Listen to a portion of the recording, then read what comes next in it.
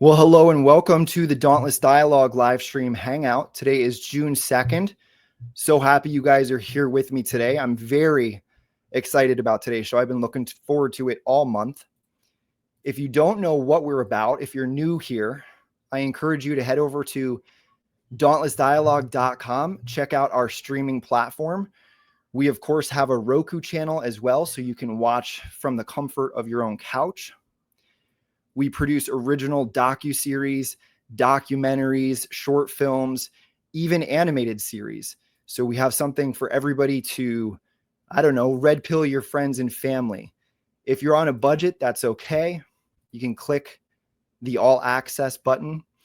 This will bring you to the free half of our website. Again, we have a plethora of awesome content for you to start binging on today. The majority of this is available, of course, on our Rumble channel too, so it's easy to find. We hope that you give it some consideration to support us on our mission to grow into an awesome, rival to Netflix, to Hulu. We have a few different subscription plan options. You can support us on a monthly basis, on an annual basis, and of course, you can pay it forward to someone you know who you want to discover our content. You can gift them a one-time 30-day membership. And so we hope you'll consider that today. Today's discussion is going to be a really riveting one. Again, I've been looking forward to this all month. Michael Tsarion is, well, I'm just going to pay him a compliment.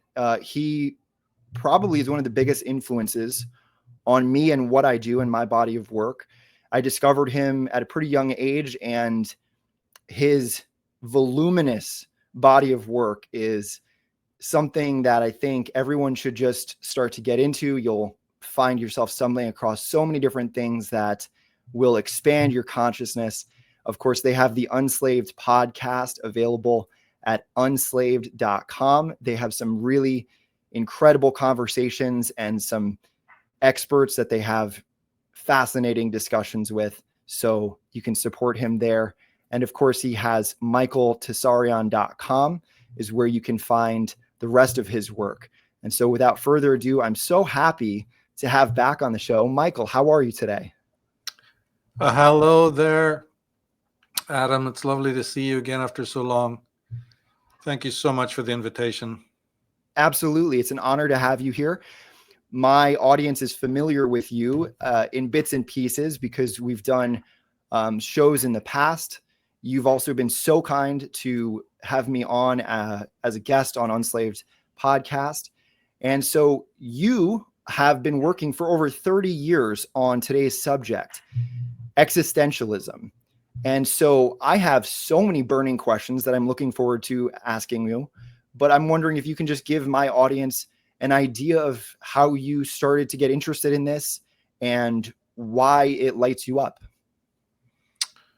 Yes, thank you. Thank you very much for giving me the opportunity to do that, to share that. It started back in 1988 when I took a couple of almost, you could call them night classes, they're similar to that at a local college. And one of the classes I took was philosophy, and I took it the next year in 1989 as well. There's no passion involved. I didn't go to college to learn anything. It was a separate reason why I went to college. It wasn't to learn anything really. But as a secondary result of that, it was just a beginning. But as I say, it wasn't conscientious and it wasn't passionate. But it must have lit a fuse, because then a couple of years later, I left for America in late 89, and probably around 93, because you were right when you said about 30 odd years. It was 32 years. So in 1993, that's when the flame was relit, but this time with passion. And it was sort of existentialism that was the focus, really. Had the background of those 2 years, but the only existentialism we dealt with in those 2 years, 88, 89, was probably Nietzsche, a proto sort of existentialism, right? We didn't do anything else but that. So I came at it a couple of years later for different reasons. But then there was a passion. Then there was a flame. And it's been a slow progress since then, all the way till now, And then this year, just within the last few months, I finally published my book, Existentialism: The Search for Meaning. It's on Substack for people, and will be in that form for a while. Easy to access for one and all. Brilliant. Now, I hope you don't mind. I'm going to reference my notes here and there throughout today's interview, just because I feel like I'm in the ring with a master here. The fulfillment of existentialism you describe as personalism. And I would posit that it's sort of the antidote to collectivism. So if collectivism is sort of the trap of an inauthentic life, then personalism is that path towards self-discovery, self-autonomy, and ultimately individuation, if you will. And so I'm wondering if you can speak to how difficult it can be trying to live an authentic life in an inauthentic world. And more specifically, it comes down to relationships. So the person who goes on this path of existentialism and arrives at their, let's call it the authentic self, how do you then begin to develop relationships with the throngs of inauthentic people, which you will inevitably encounter? It's a fantastic question, and also very well summarized there. What you just said there summarizes an enormous amount of the themes one would deal with. Yes, it's about the outsider. It's generally anti-collectivist.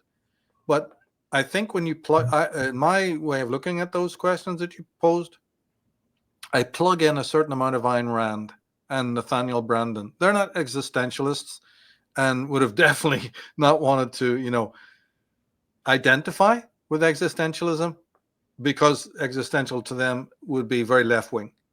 So that's one reason why they would, don't include us in that. And they're right. Maybe we can explore that political question in a minute, but no. But there is still a way for them to be plugged in. And it's to the heart of what you just said.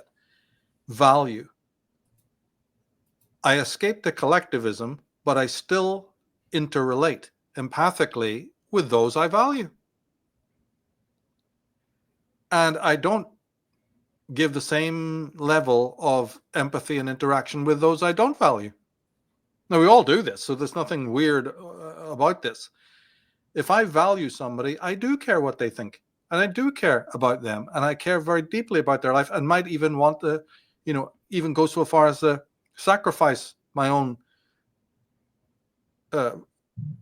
possessions or energy for them. This is a big misunderstanding of Ayn Rand's work, where they think she's totally indifferent and cold.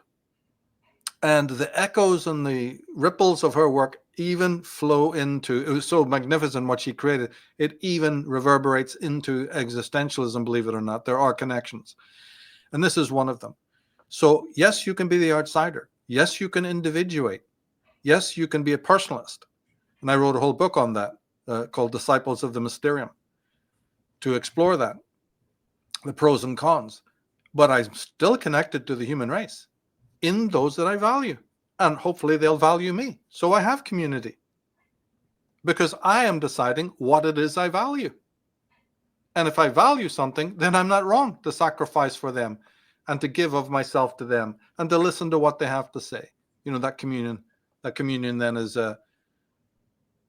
empathic and completely natural. There's nothing wrong with it. But it doesn't mean that I've now immersed myself in the collective horde with the express reason of trying to lose my identity. Oh, no. That hasn't happened. Michael, when I was a teenager and I went through this awakening process of my own journey, where I began to realize just how corrupt the world is, and I started to go into myself and develop this sense of personhood and spirituality, I was still left with this pang, this existential pang. It was only a few years later when I eventually moved out from my parents and I went into the world, I started to go on this path of asceticism, right? Repudiating earthly possessions. I mean, at one point I gave up pretty much everything I owned. I kept the necessities. I kept my phone, my computer, my car, the basic things to operate in the world, and a very small wardrobe. But it was a liberating experience. I felt like I was getting lighter. I felt like I was letting go of things. And not that we're advocating that everyone needs to go on this ascetic path to find themselves, but I think that there is something to be said about embracing sacrifice and embracing minimalism in some regard, recognizing that a lot of these things are part of a value system that has largely been imposed on you. We can call it conformity or materialism. And so that was really beautiful for me to do. And I'm reminded in our discussion here so far about the 1902 work of Charles Cooley, who talked about the looking glass self. And he talked about how, I'll loosely summarize it, I am not who I think I am. I am not who you think I am. I am who I think you think I am. And so we sort of live in this idea, in this world where we have ideas about what is in other people's heads, their perceptions of us, or what we think their perceptions of us are. And so we sort of have these shackles on us, right, Michael, where we're judging ourselves based on assumptions about what's in other people's heads. No doubt, no doubt. Now, that's based on a positive thing, which is empathy. We reach out. It's also called intentionality, probably in an unfamiliar context to what people think. When you say intentionality, it means other things. But in philosophy, it means just this sort of leaning out, perfectly natural. You don't do it consciously. You lean out to the world, and you lean out toward other people who lean towards you. And the deep existentialists even talk about that the world itself leans towards you, wants to be recognized, meets you at a certain place. And therefore, this thing you're talking about is an emanation of that. Now, it can go wrong. It can go pear-shaped real fast. Again, when you more in the sort of Hegelian master-slave relationship, possibly want to lose your identity in the other, or they want to lose their identity in you. That's where it becomes what the psychologist calls dysfunctional, where one or the other party is seeking a avenue to lose their identity. And then there's this sort of back and forth with that, because what happens if you want to do it, but the partner's vigilant and says, no, you're not going to do that. I'm not going to let you live entirely through me. Then that breaks down. You move on to somebody else who'll be more pliant, more passive, and vice versa. You might want to lose your identity in the domestic minutia and become completely masochistically dependent. Codependent is another term that the psychologists use on the other. And this is done every day. It's done universally. So to find the balance where neither party is allowing the other to violate selfhood, yes, that is a true relationship. Doesn't mean it's smooth sailing all the way, but of course it'll be laden with difficulty. But ultimately, the partner, the one you want to let come into your life, is somebody who will not let you violate your own sovereignty by way of them.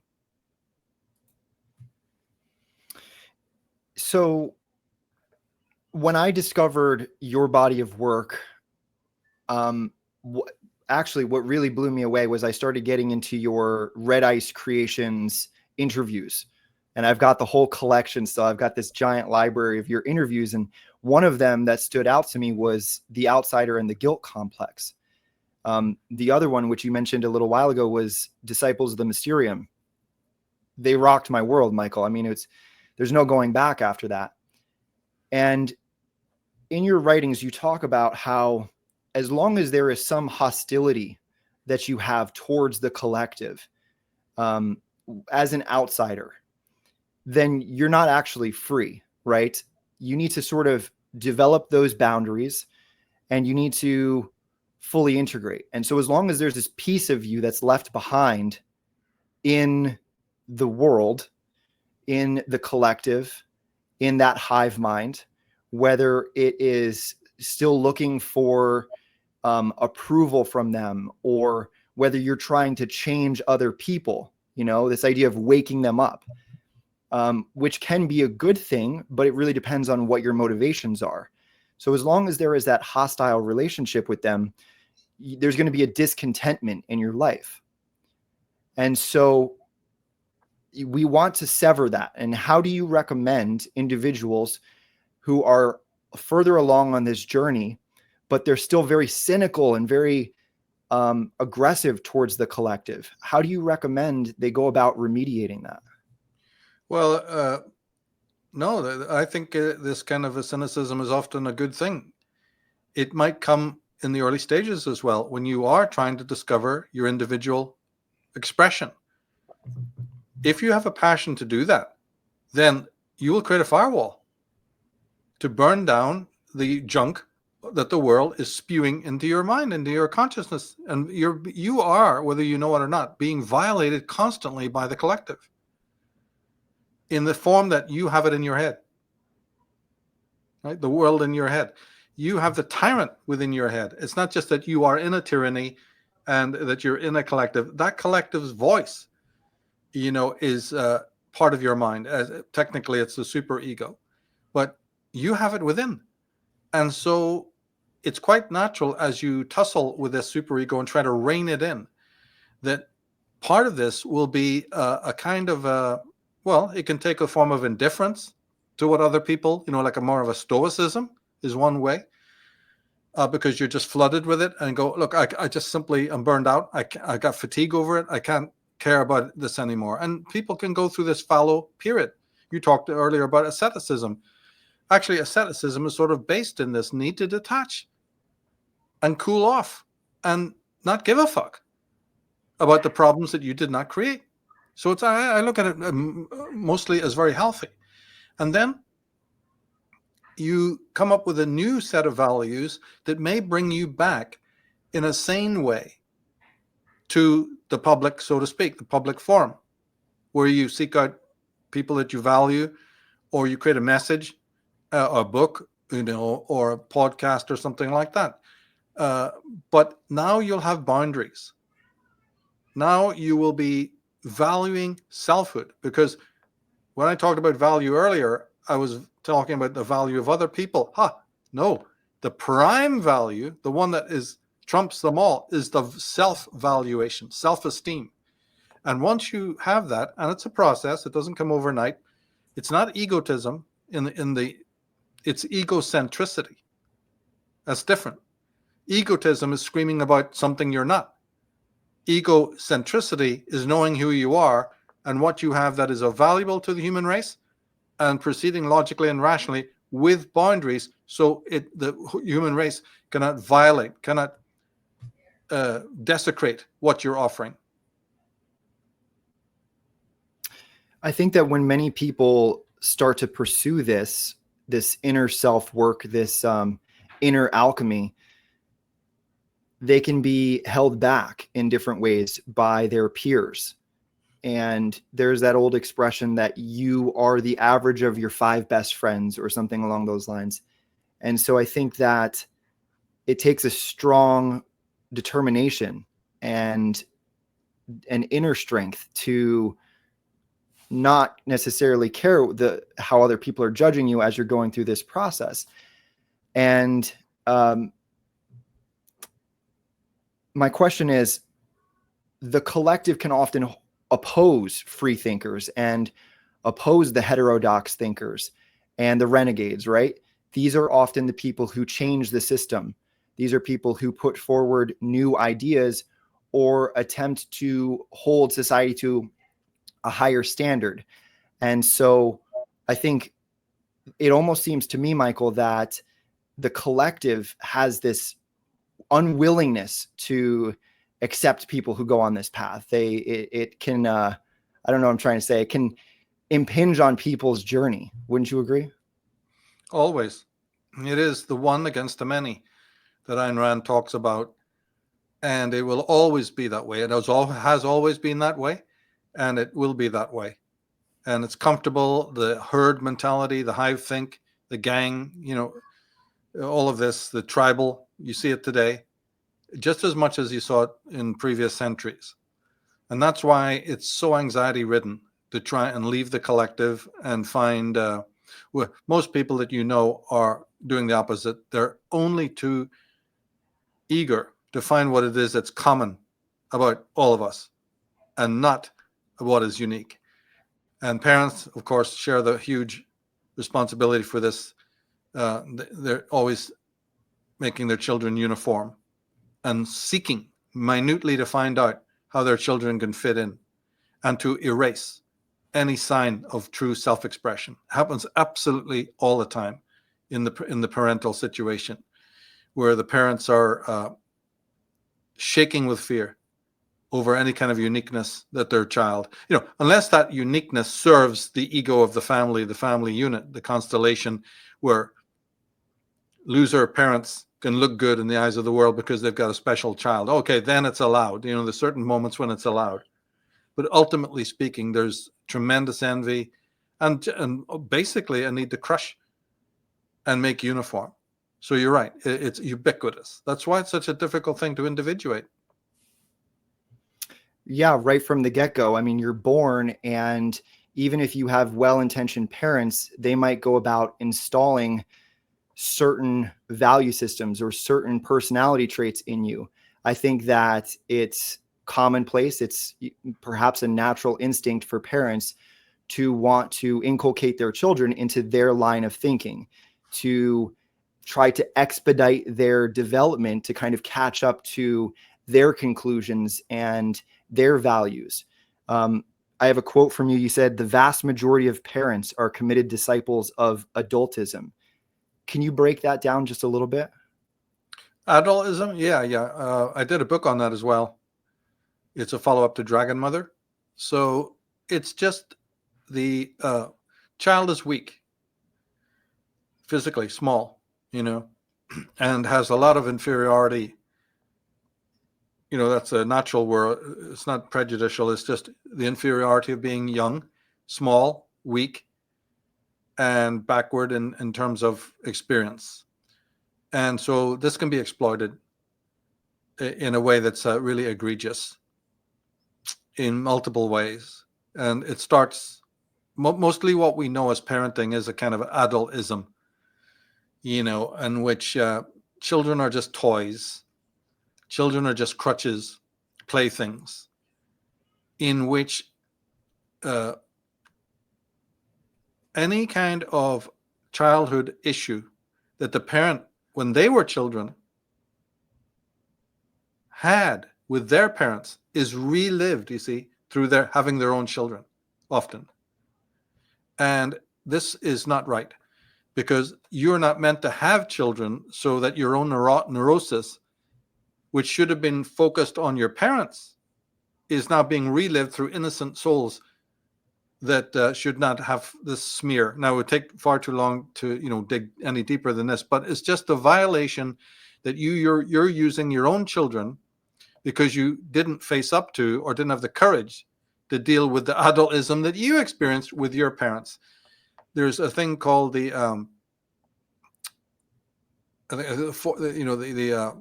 depends which one of the Bible you're talking about, but the fifth commandment, to honor your mother and father. And we do this in a pathological way in which they're exonerated from all ill. And when we exonerate the parent for any violations that they have perpetrated on us, we then become parents to relive and exorcise the issue through our own children. And the cycle goes on and on and on. So that's just one definition of adultism. Well, I am a parent and I have two little ones, and I'm doing my best to guide them, but I also fully admit when there are things that I don't know, and I offer them certain solutions, critical thinking solutions, to try to navigate it for themselves. I try to put up certain guardrails for morality, but I also explain deeply to them why I believe what I believe. And it can be a challenge, Michael, right? They're inquisitive minds, and they want to explore. And there's always this psychological reaction to the no principle. Like when you tell a child no, well, that just makes them want to explore it more. And so I think that's all the more reason to try to explain to them why the world is the way it is. You want to prepare them for the world in its current state. And hopefully, as they grow up, they'll understand, like, okay, mom and dad were right about a lot of things, but you also want to have enough leeway for them to sort of develop themselves into exactly who they want to be. Maybe their genius is going to express in a certain way. Maybe they're going to be interested in things that are diametrically opposed to what you're interested in. And of course, as a parent, you need to step back and be teachable and admit, like, okay, my child is capable of, autonomy and selfhood. And that's going to come with a whole set of conclusions and beliefs that might challenge my own. And so it's a perilous journey. I wonder sometimes if in the past people had children too young, but of course now we have this phenomenon, the kind of failure to launch phenomenon, where people don't really grow up anymore. They're wearing SpongeBob SquarePants pajamas to Walmart. They're just grown-up children having children. And so this idea, this kind of generational trauma that you're speaking about, where you're passing along your faults in one shape or form in another to your children, is something that I believe psychology is capable of assisting in that, and studying the greats, and exposing yourself to some of these writings that can light you up internally and expose you to these ideas that cause you to do some more self-work. You should never stop that journey, even right up to your last breath. You should be trying to explore all these ideas that you have and these conclusions that you have. And so being a parent can be a very challenging experience, I guess is what I'm saying. Sure, and I'm not talking about gentle parent. I'm not endorsing gentle parentism. Parenting, that paradigm. No, I'm not talking about that. The parent is heroic in the eyes of the child, is meant to be a steadying action, should be prohibitive when it is correct, and above all, because of this hero, there's another part of our consciousness called the ego ideal, which is a magnet for identifying with heroic characters. The two parents are original imagos for that, but it's vital that the parents then quickly introduce the child to other fictional, not even fictional, but if you can find them, heroic figures. Bruce Lee, jumps to mind, or a moral leader, this kind of thing. But certainly fiction would be even better, so that the child has room to jump in and use their imagination. So the parents who don't expose their children to great artists, great musicians, poets, and this kind of thing, they are not healthy, because yes, it's nice to be the hero in the eyes of the child, but you need to expand that. There's a part of our consciousness that really, really needs this. And if you don't, then this ego ideal is impaired. And it might start then leaning out pathologically to anti-heroic figures, which is what's happening. And the media is very, very good at presenting through the Cartoon Network and Nickelodeon and other things for children, these anti-heroic, transgressive, iconic figures that the children will identify with, because the other side is not there. And this has been happening for decades. And so there is a campaign to subvert the minds of the young. And the parents who are the bad parents don't even know that that's happening, can't tell the good heroic figures from the negative, have no clue where to go in literature to find the positive heroic characters, for girls or for boys. And so there's this lacuna. And so they don't even know the basic Freudian stuff, parents. And this is part of the adultism. Basking in the light of being heroic themselves. They damn well know that feeling, but it ends with them, as if the world is just, that's it. The parameters are only in that family unit. And also, we don't have exposure anymore to heroic grandparents like used to be, or uncles, or somebody who's done something extraordinary. So the children are in a state of mental impoverishment because of that. So the avoidance of pain seems inevitable, or the avoidance of pain is a perennial problem for you, because when you are trapped in the collective, in the inauthentic, you're dealing with the existential pangs of shame and guilt and other things like that. However, upon integrating and becoming, going on that path of personalism, I can't speak, and arriving at your authentic self, there still is this lingering pain. Part of it is what we addressed a moment ago, insofar as how do you relate to an inauthentic world? And then another part of it, which you write about, is, okay, now that I am integrated, I have to find my dharma. I have to find my vocation. Can you speak to that? Well, it's the anxiety and the dread that forces you to be authentic. The catalyst doesn't come from anywhere else. Doesn't come from other people. Doesn't come from something in the world. It's a mood, an inherent, what they call ontological. Sorry to use these ugly words, but it means that you come in with it and there's nothing you can do to erase it. And we are constantly trying to erase it through Big Pharma. Big Pharma is a manifestation of the need to avoid an innate characteristic called anxiety. And when we want to get rid of what's called the neurotic forms of anxiety, which we can argue is a good thing to get rid of it, Big Pharma knows the trick. In our attempt to take a pill to gain freedom from the neurotic form of suffering, out goes the legitimate suffering that the existentialists talk about as the most valuable thing in your life. Now, forget about Big Pharma for a moment and approach it from another point of view. Suffering is ubiquitous. Okay, how do we escape it? We've invented religion. This world is full of suffering, but if I do X, Y, and Z, there'll be paradise and glory in the other world, right? It's quite natural to see that our minds, the human mind, will want to look for a panacea to the suffering. I'm not against it. I think it's natural. But the thing is that the existential wants to bracket any supernatural sort of thesis and say, well, wait a minute. Let's look at this problem of suffering in a different way. And that is to say that it's quite clear. Well, let's go back a step. It's been noted by sages that if I can find meaning in my suffering, then my suffering takes on a completely different aspect and perspective. As opposed to the person who finds no meaning in it. That person becomes dry as a bone, brittle, and loses the plot of life. He'll self-destruct. However, Kierkegaard and the early existentialists and then other existentialists, what people also don't realize is that most of the existentialists were Christians. There were some that were not, and they got more traction and more fame and all of that. It's not a good thing.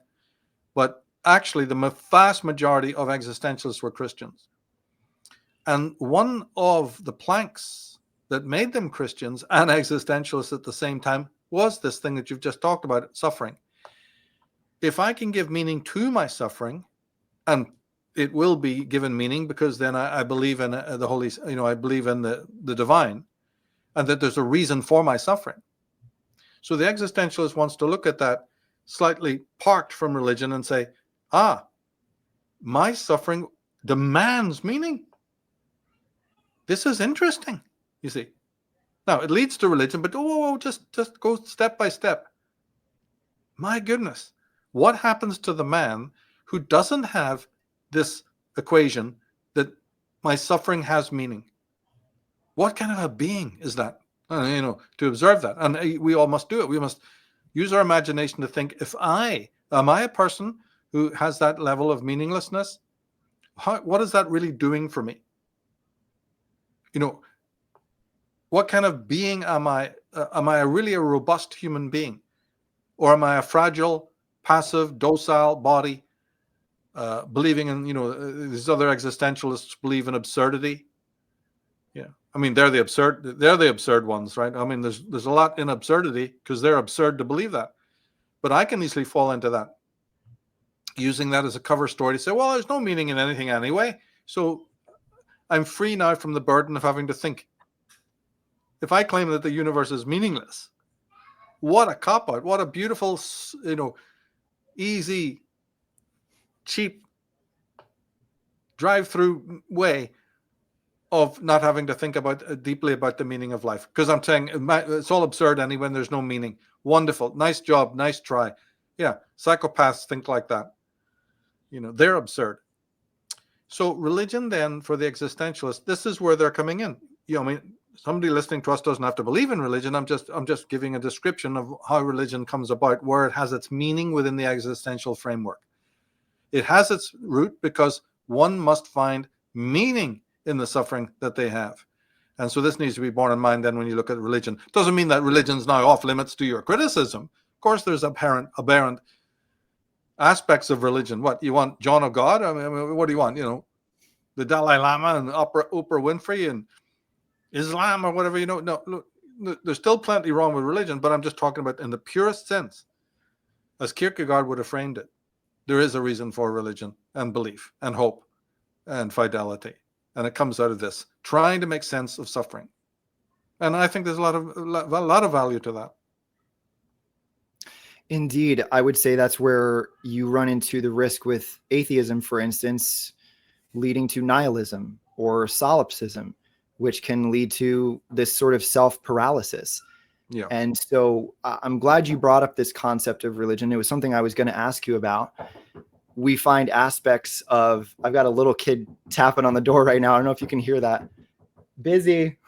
This is one of the beautiful challenges of working at home, Michael. No worries. You find aspects of this in Christianity, right? This idea that you should not judge others. In existentialism, it propounds that there is only self-judgment.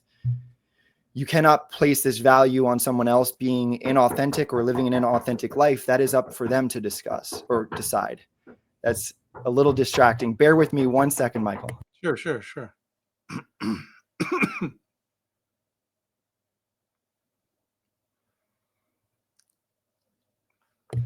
Okay, my apologies. And so you find aspects of it in Christianity. I think you find aspects of it perhaps in Taoism.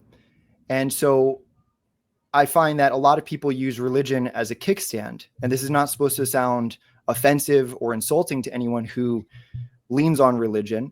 It can be an extremely useful tool in people's lives. I think that there's a lot of beauty in that. But I think that for you to actually turn away from the collective and understand that there's this other path, a fully, self-driven path of personalism, I think that is where a lot of the beauty will be found in developing yourself. Right.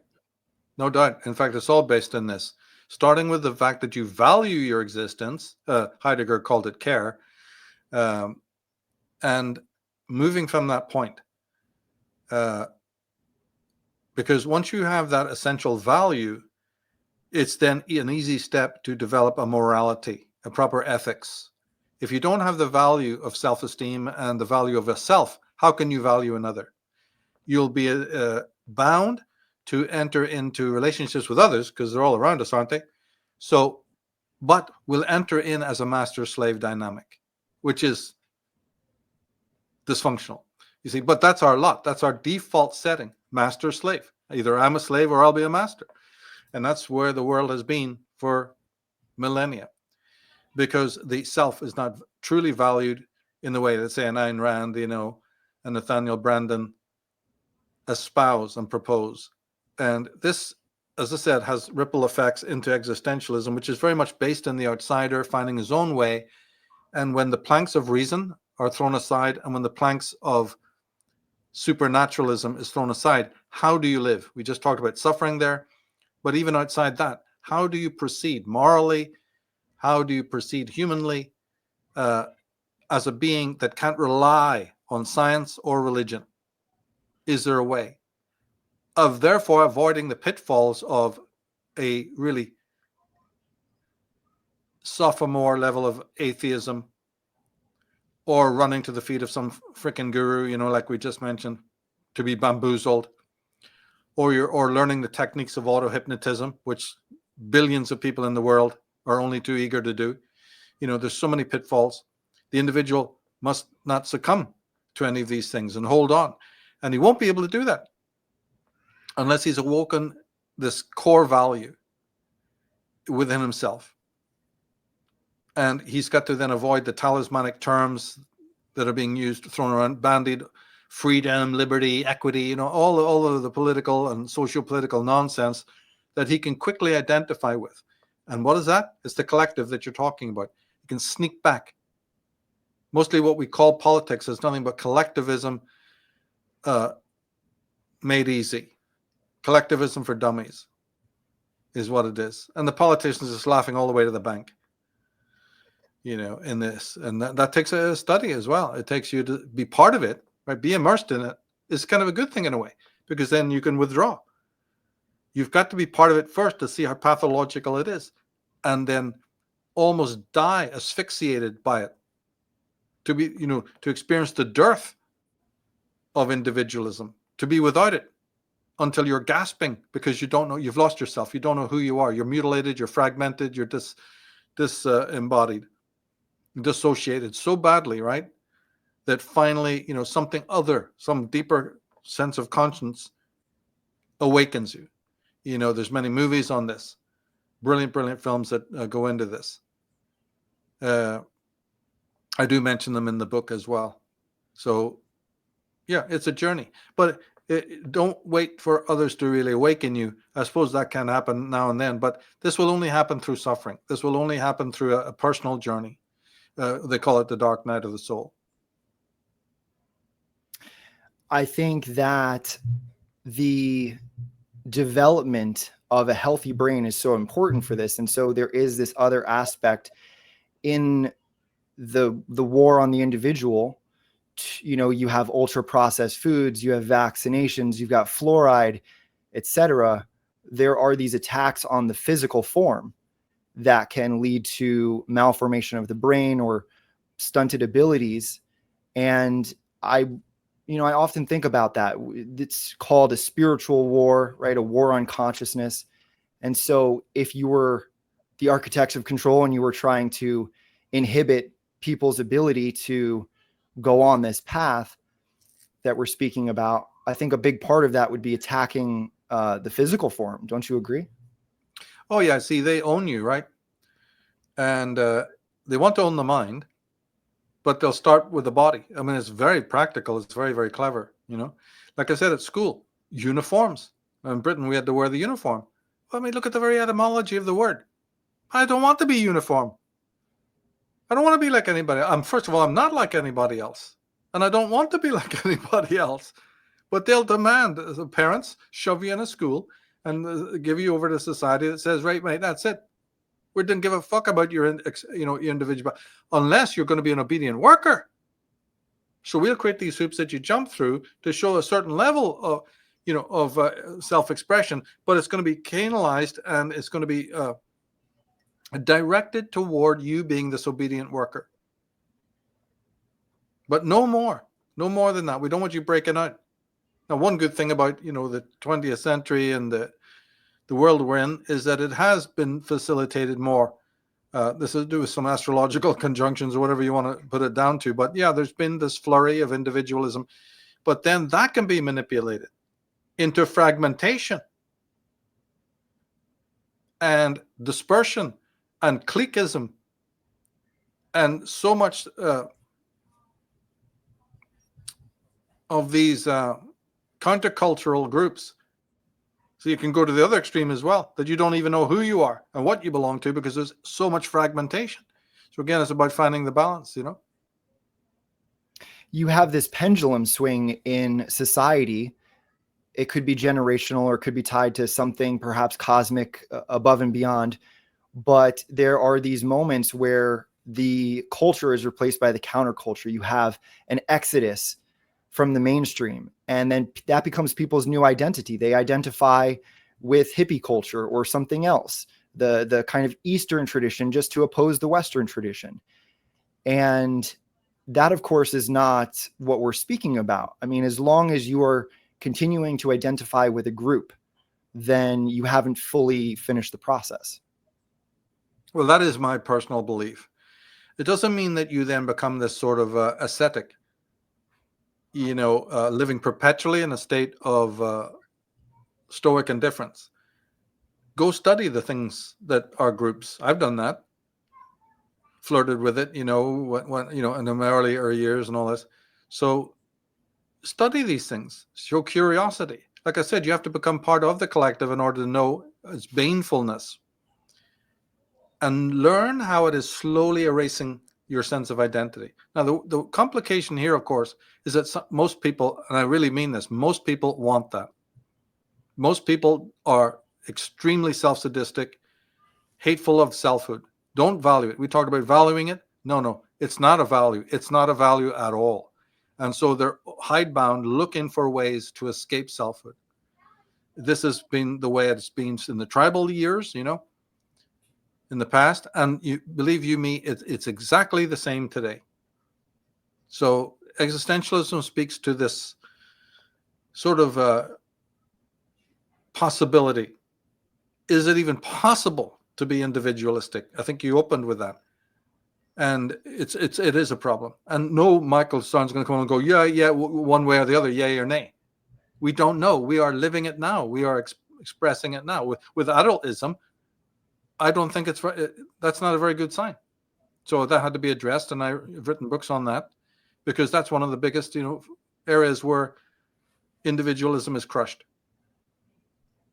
But in chapter 8 of the book as well, this book, Existentialism, I go into other reasons, much more deep, as to what is actually going on. And I talk about mesosophy, which is hatred of wisdom.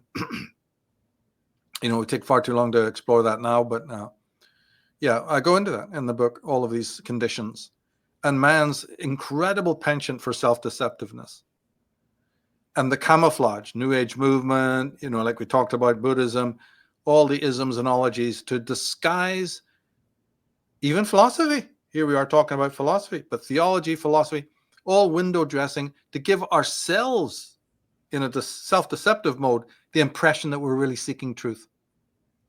But there's a certain voice that says, I'm not convinced.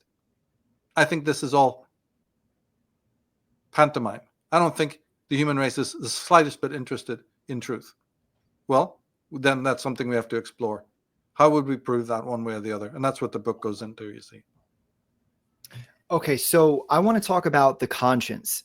I think that different cultures and traditions explain it or describe it in different ways. And I'm just kind of curious if you have a working definition for the conscience. Oh, definitely. In fact, we've done numerous podcasts on this. Earlier, when I mentioned the superego, which is shorthand for the crowd in your head. See, the people, you see these images, the memes of a puppet on strings. No, you are not on strings. You have embodied the tyrant. This is why the tyranny of the world is so effective. You've embodied it in the form of what's called the superego. Earlier, you talked about the conformist. That's not a self. That's a subject. You have to split hairs here between what's called a subject and a self. They're common words, but there's a lot hanging on what they mean. Now, ulterior to this voice that is the superego, which is raging in your mind and always telling you you're not good enough and you need the approval of other people, is the conscience. And the conscience is the voice that awakens within you the legitimate anxiety that I spoke of earlier, which opposes the neurotic version, neurotic misery, as Freud called it. Countermanding that, opposing that, is legitimate anxiety. And that is the call of your conscience that shames you for following the herd. The guilt complex violates you, makes you guilty for trying to be an individual. So you've got a fight. You've got an amazing antagonism going on within your being between shame and guilt. Most of us succumb to the guilt, which is if you don't conform, the superego will flood you with guilt.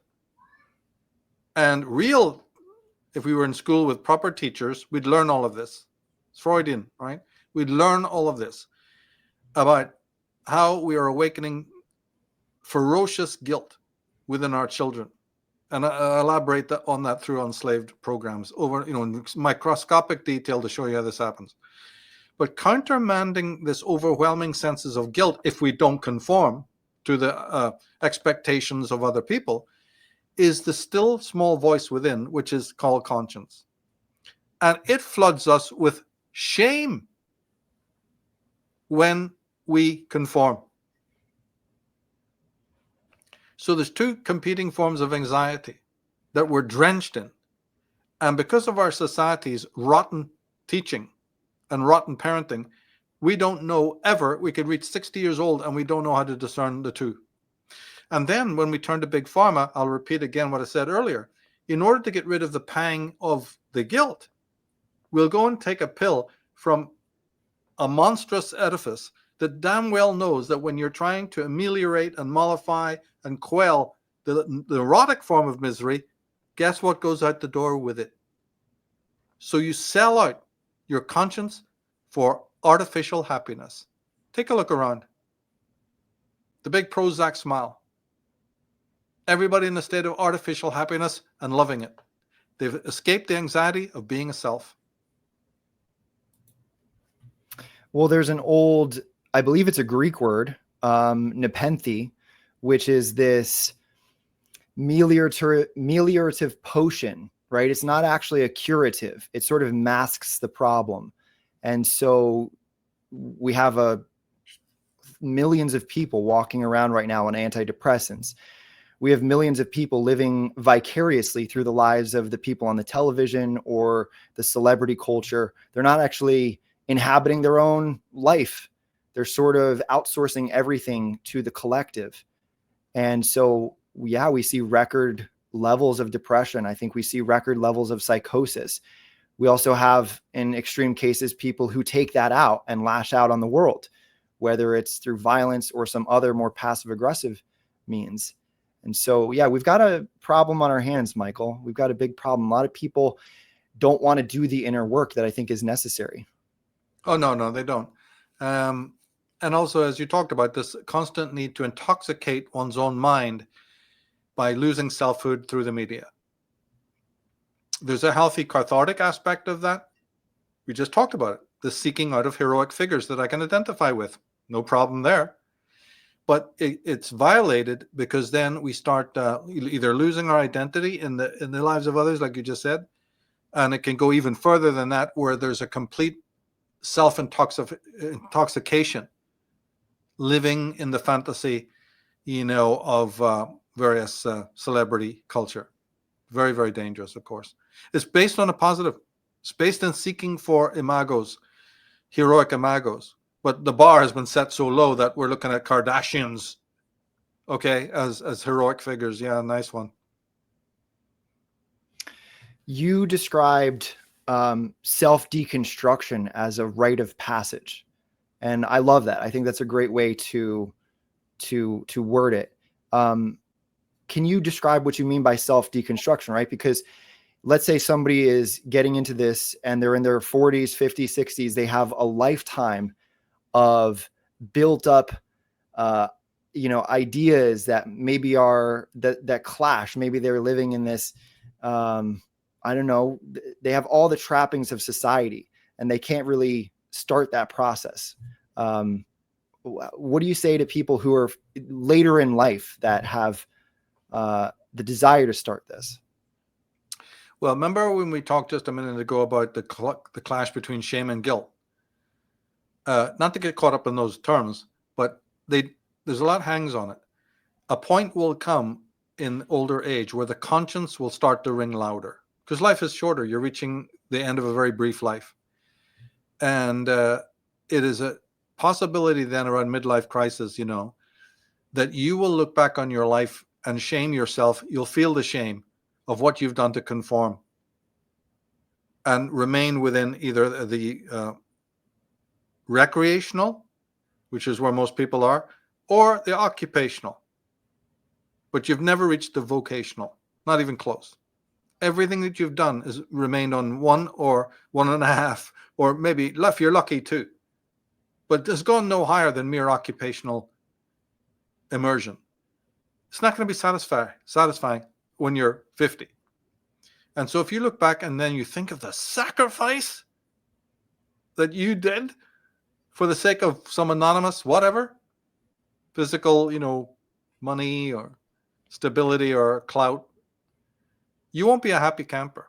And this is where suicide levels are very, very high. People go gambling. A lot of pathological things will happen at this point because it's so shaming that you conformed. You will never get away with it. There's a divine order, a moral universe. We did an incredible premium program on that. And that is the conscience is a echo chamber of the moral universe. It's the moral order within. And it will shame you. You're not going to get free of it. Jung called it the shadow self. It's very misunderstood. So almost everybody talking about it, nobody understanding it at all. This shadow self will awaken and drag you down. Sometimes it's earlier, but mostly it's at this point. When you look back and say, look what I sacrificed in terms of energy for something that's really meteoric. Now, granted, that shame can just do nothing more than shove you towards the local church. Or this Buddhism, which I told you is, again, another self-deceptive. Not because I'm wearing orange robes and rolling some beads. I've solved it. I'm holy. This is what, the human race, right? Here we go, right? Or it'll be something like that. These are all the inauthentic patterns.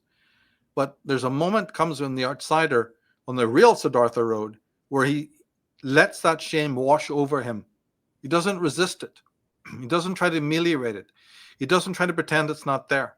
He goes through the dark night of the soul and lets it wash over him and then complete its work.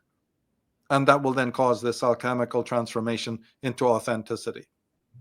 But it's creating a new relationship with that level of anxiety is what it's all about. Not trying to crush the anxiety, not trying to say, I'll sell everything for some artificial happiness. Big brother, can you help? Big brother goes, thanks for coming. Of course we can. So then, you get into all of that. And then the false religion and whatever. There's 101 ways to deceive yourself.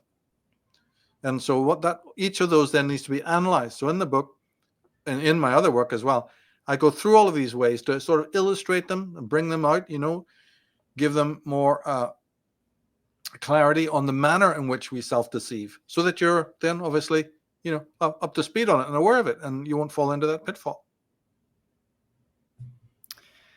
Are there areas in which you disagree with some of the prominent existentialist writers over the past century? Are there areas where you would refine their perspectives or offer your own? That's what I've done. Even to the point of even writing the book. Although my studies have been 32 years, I still didn't know that I was going to write a book until much later. Thinking might do it in articles or something. I never really coalesced until later. But the reason why I did is directly to do with what you just said. I found out to my horror that what we call existentialism, which, did always sort of lean left, and maybe we can talk about why that is, but now it's in the hands of the ultra woke.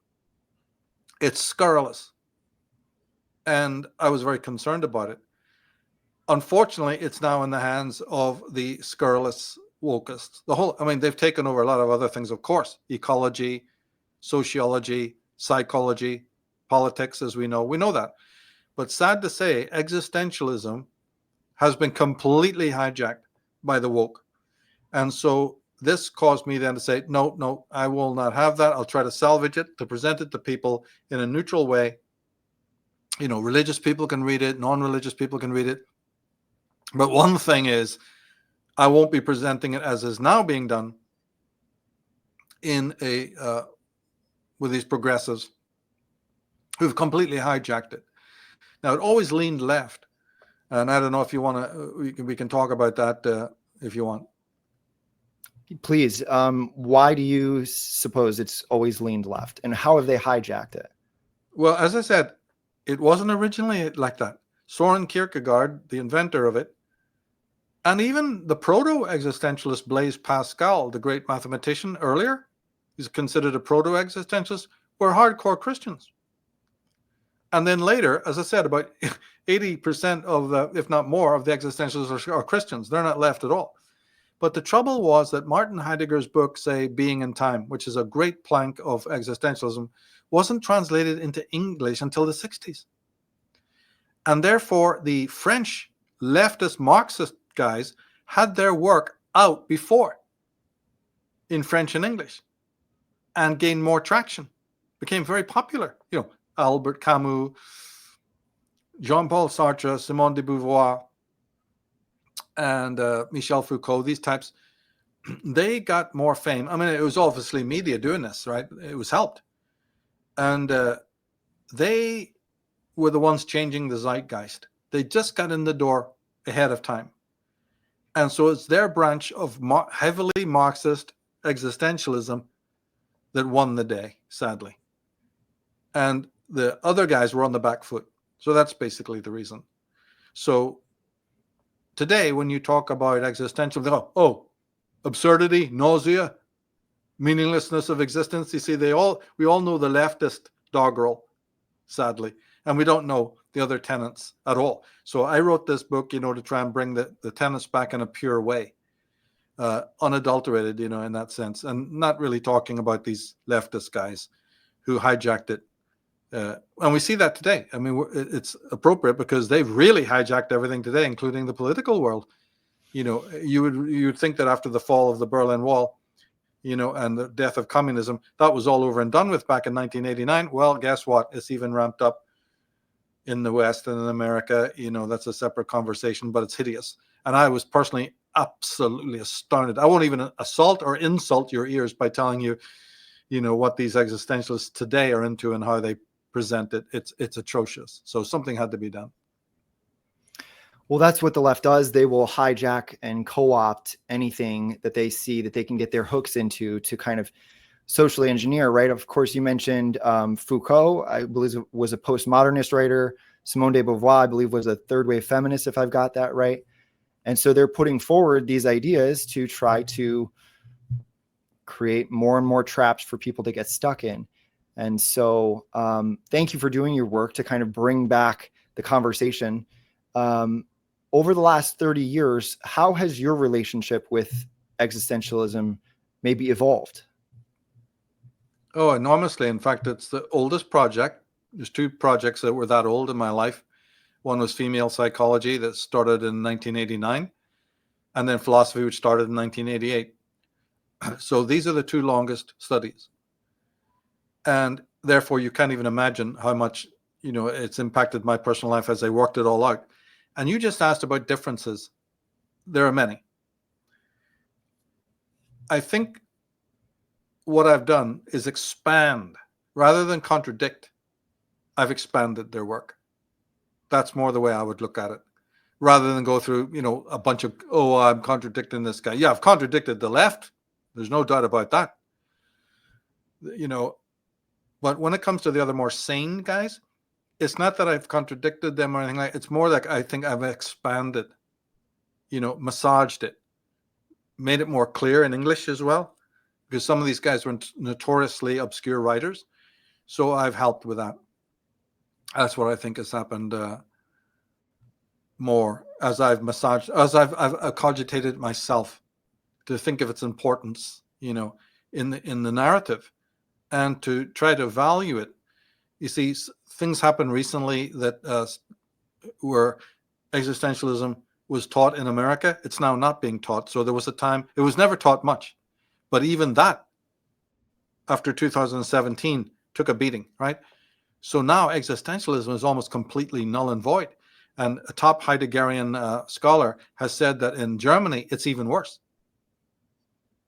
I mean, it's literally gone down the memory hole. This is another thing that motivates me to say, oh, you're kidding? This is not, I was hoping in the back of my mind, this is getting traction as young people might be getting into it again, with the positive stuff. But no, it's been hijacked by the woke. And two, it's almost falling away from concern. Well, I wanted to do something about that. But there can be no question of how much it's influenced me. some of the reasons why we've already discussed, It seems to me that there seems to be this hostility towards Heidegger's work from academia. Why do you suppose that is? Well, the main reason was his short-term dalliance with Nazi party. 8-9 months he was affiliated with them, and that was enough to get the world's censure. I don't think it was a good thing. I think anybody even remotely involved with Nazism is a absolute lunatic move. And so he wasn't forgiven for that. On top of that, his writings are very obscure, especially the later writings. They're almost impenetrable and obscure and all this. So that just like other guys were writing thinner books, much more easy to understand, so to speak, and just people didn't have the time for what he was talking about. He was very anti-technology. His work can be read by religious people as much as it can be by atheists. So it's not that problem. And my book can be read by the same, it's totally, you'll come out with a lot of knowledge and understanding. Same with Heidegger. His questions don't really pertain directly to a refutation of religion. It's not based in that. It's based in phenomenology, existentialism, and ontology. So I wouldn't put it on that footing. No, it's just that he was German. He had a flirtation with the Nazis for a short period of time, but that was enough to damage his reputation, you know what I mean? And then finally, this obscurantism would have been a big one for people to just get really frustrated with him. It was an age in which people wanted thinner books. They wanted something a lot more. And also, don't forget, he's coming at an analysis of existence that's totally counterintuitive to the way we've normally been brought up. The perspective. And this annoyed people. It's being and nothingness? Do me a favor. Right? We recoil at those terms. We recoil at the term nothingness. But strangely, we also recoil at the term being. What's that? The tree is in the garden. It is raining. The cat is not a dog.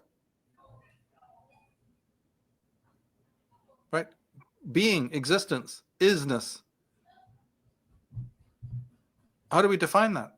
What is it to be? What is it to be? What is it to exist? And it's elusive. Being is elusive. And we recoil from the word. It's vague. So Heidegger then set out in this extraordinary task.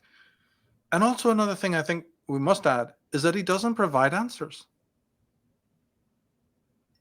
At least not in the obvious way. He is a propounder of asking the question forever in your life in different ways. So that is not something people want to do. He's a ruminator. He wants us to pose the great philosophical questions. And also another thing is that they're not necessarily metaphysical questions. He was sort of against the normal metaphysical tradition. He wanted to ask very basic questions about life and existence. And he wants you to pose them again and again in different ways, believing that there was this hidden realization that in asking the question, you have to use language. And there's something very mysterious about language. So just like a sort of echo effect, in asking the question over and over again, it has this sort of almost mantric effect where the language that you use suddenly becomes an actor, a character in this philosophical process. No other philosophy had bothered with this. So he was deeply into poetry, art, music, these things. And his philosophy is to be understood aesthetically. I make this argument in my book. It's not popular, but this is what I do, because he's trying to evoke a poetry in the philosophy, and that's how I got into philosophy myself in the first place. That's a different subject, but that was way back. But yeah, he's people don't like that. They want formal, pragmatic, systematic philosophy, not some poetry. And asking a question over and over again without an answer, definitive, verifiable, pin it to a board at the end. Oh, give me a break. So that's one he was unpopular, There's a lot of people who are dogpiling on Jordan Peterson lately. There was a funny clip of someone asking him, "Do you believe in God?" And he said, "What do you mean by do? What do you mean by believe? What do you mean by God?"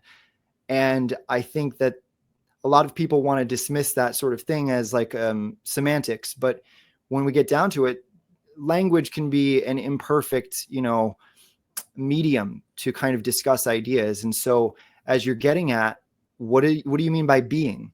What do you mean by me or the self? These are loaded terms that we kind of have to parse out. One of the things that I Right. noticed, Michael, lately is a lot of people who kind of wake up to the big conspiracy, who want to become active warriors against it and start to wake other people up. Well, that becomes their entire persona, their entire focus. And they haven't really gone on the necessary prerequisite internal search to kind of sort things out, as we're discussing here. And so I see it becoming this identity for them to be like Morpheus in the Matrix, just going around waking people up and unplugging them. And so I'm wondering if you can speak to that body of people. There are those who just want to kind of do work externally without doing the internal work. Yeah. This is inevitable, I think this is what Heidegger also was so adamant that is reposing the question is an aspect of personalism. And I'm not a fan of Jordan Peterson myself. And I think after he started espousing the Christian doctrine, his intelligence cratered Yeah. even more. This is sadly what happened.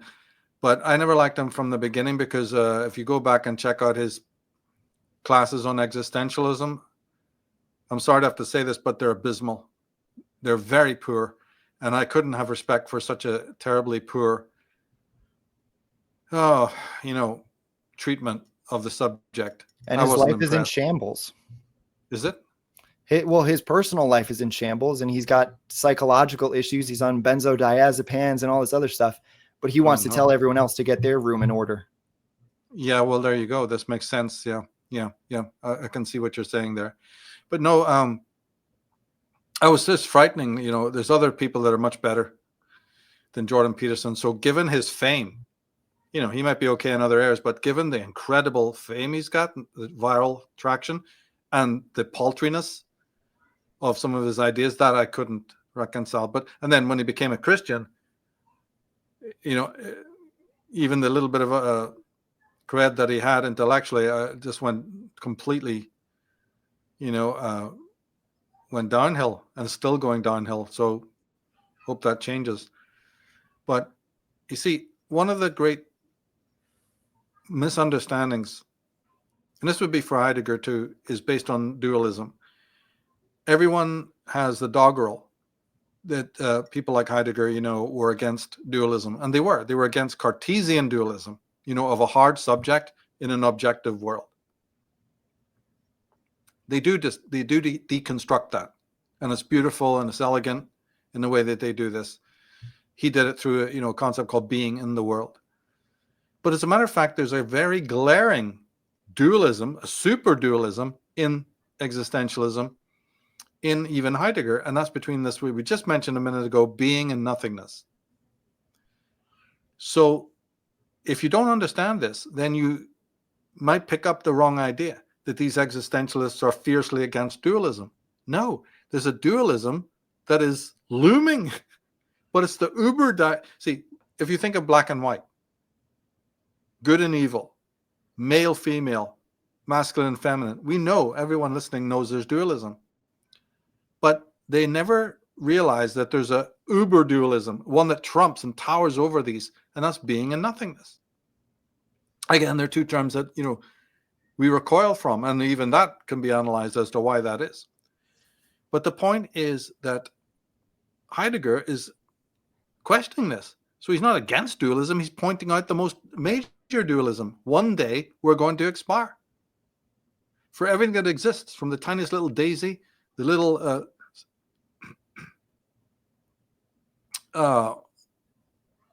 tiny little ant or ladybird, whatever. That's a being. Or the sun, that's a being, right? Objects, entities.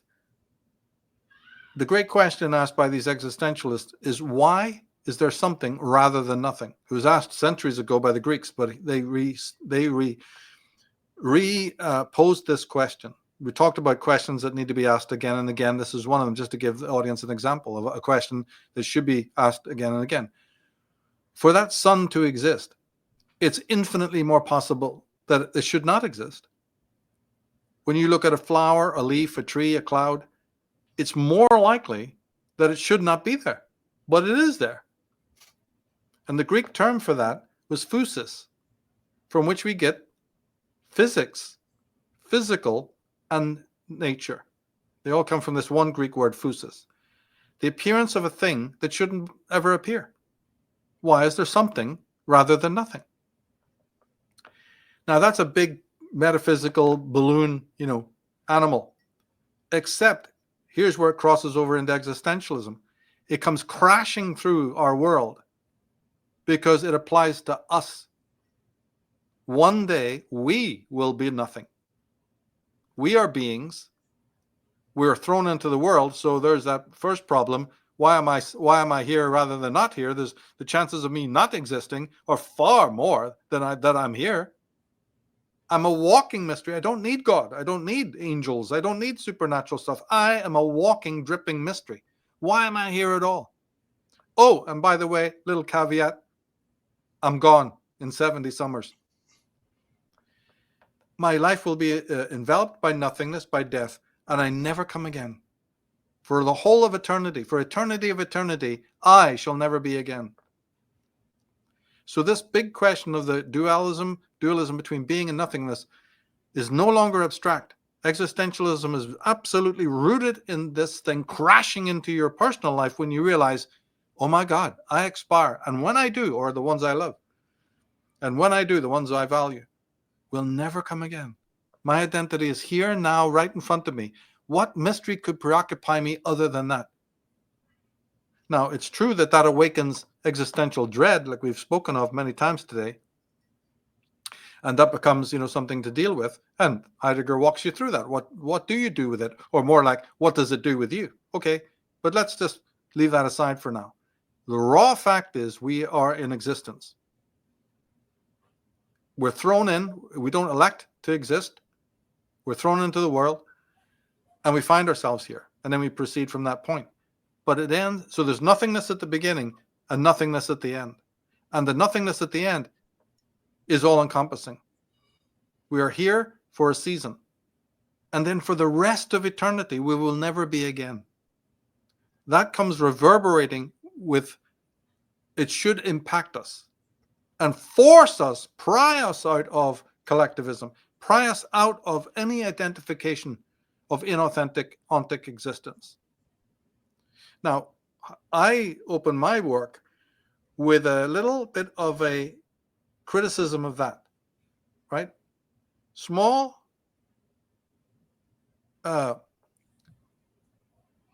it's not really even a criticism of that. It's just this other question that one poses, given that fact, why are so many people still inauthentic? Because if you go along with the classic Heideggerian line, the anxiety over mortality and finitude is the road to authenticity. In fact, there is no other.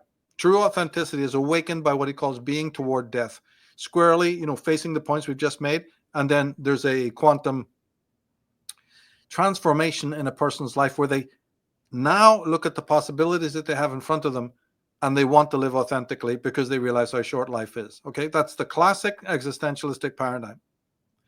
But it's compromised by one simple fact. Nobody's doing it. So that has to be addressed. So yes, in this area, it's not a criticism, but I open my book with this level of pessimism to say, even though that is the textbook definition of becoming authentic and should be everyone's consideration, people go around in the circus absolutely oblivious. No one is becoming authentic because of this. How do we account for that? Is there something been missed? Or can I expand upon it? And I do. So the book takes up this question. It's a known fact. Nobody, I didn't invent it, that one day when we expire, we don't come back. I mean, that is a overwhelming magnitude, of that thought when you really squarely face it and don't flee from it or run away. So this is why existentialism is one of the most important, if not the most important, philosophical tradition. And even though there's many voices, it doesn't change that fact. It is based on this idea of this dualism. So those who read the label just think it's about a great critique of Cartesian dualism. Yes, and it is. But it's only to get that out of the way, so that then this other fact of dualism, which can never be overcome, can be focused on, I think, with any kind of human clarity. The real problem of your own expiration, the shortness of the brevity of your own existence, and the fact that you'll never be again. How is that going to impact your own existence? Will it cause authenticity? Will it cause you dramatically, like you said, to divest, which it can do? Or we don't know. Personalism comes into it because there's no A to Z manual of how it's going to affect each and every individual when they give it the thought, that is required. It is that's why, as you said so rightly, existentialism, I've written, that it will end in personalism. We're touching on the reason right now. What other people have gone through in their own mind about this, it's irrelevant. It has no impact upon you whatsoever.